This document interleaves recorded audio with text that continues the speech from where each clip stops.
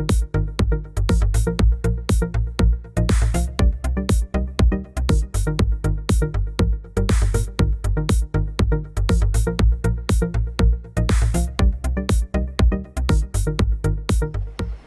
long and prosper. I've got some catching up to do because stuff's been happening in life and around the world that's shaken my production schedule a bit. So we're coming back to speed reading now, and the next technique, which is widescreen. Do you remember those magic eye pictures?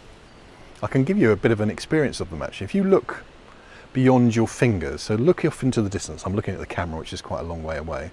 If I take my fingers there and bring them in, but don't focus on my fingers, focus on the distance, something amazing happens. It's like a little olive appears, a little cocktail sausage. And that's divergent focus. And some of the faster techniques like photo reading talk about using a divergent focus to drink in more of the page and to drink in more words per focal fixation. I have to say, hand on heart, it's never worked for me. That doesn't mean it doesn't work, but the concept is essential, which is to take in more words per focal fixation. And the way we're going to do that in this episode is that you're just going to do what older people have to do, which is hold the book further away. It's so simple, isn't it? The further the book away is, the more words are going to hit the retina per focal fixation. And we've covered this a bit when we talked about peripheral vision.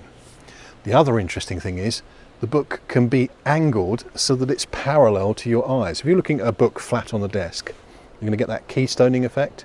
If you bring the book up at an angle, you're going to get a proper impact on the retina. But here's the central part to this lesson. I want you to take a book and I want you to put it flat on a table, and then take your fingers and block a line. It's actually better with your thumbs. Take your thumbs and block a line, and then look at the point where the two thumbs join and just pull them apart. And notice if you can read one character, two characters, three characters, maybe a whole word without your eyes flicking or skipping. You might have to try it several times to make sure that you're accurately getting this. And then pull it apart. Spoiler alert, you should be able to find, if the book's at a distance, that you can read more than one word per fixation. Hey. I'm recording this down at the church because the neighbour's so noisy today, but of course organists have been doing this for centuries. They read 3 lines of music at least.